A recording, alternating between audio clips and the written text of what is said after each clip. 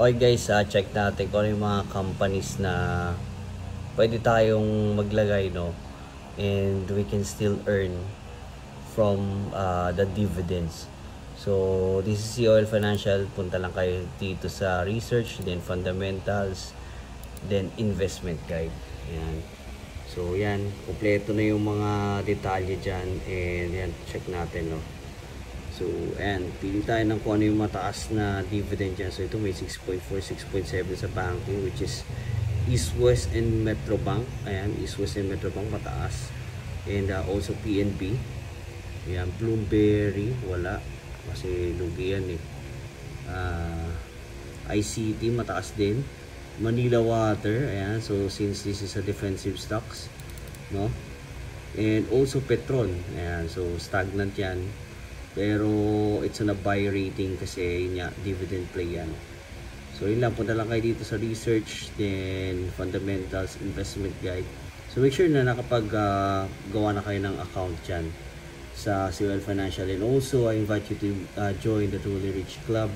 So there we teach you how exactly you can trade or invest in the stock market. So yan, so napakarami. Yan, kung dividend play ka talaga, ito meron dito DMCI, which is I was also invested before. Ayan, so stable naman ang ano yan, ang price niyan. It's not giving that much when it comes to price appreciation, pero it gives us a dividend yield of 8.1%. So accumulation yan, and then wait nyo lang, tumataas naman yan, and it's still undervalued, no? Yan. So meron pa dito Pure Gold, ayan, napakataas, 5.3. So ito mga to, no, yan, 12.4 Semirara. This is a mining company, and yun nga, mataas siya, no? Okay, so meron din dito, ayan, TEL, PLDT, ayan, so one of my favorite din, gives us 8% dividend yield. So instead of you putting your money in the bank, I can put it here.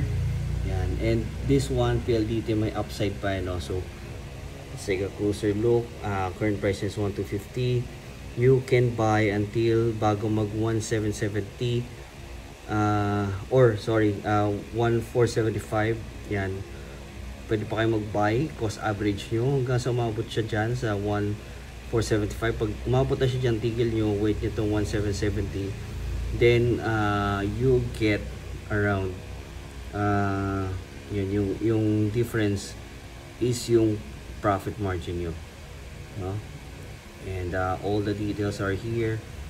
And so kung gusto nyo maghanap ng mga value play, and so make sure lang na tamang company sa mapaglagyan nyo, kasi iba ibibigay ng malaking dividend pero it's not it's really not value play.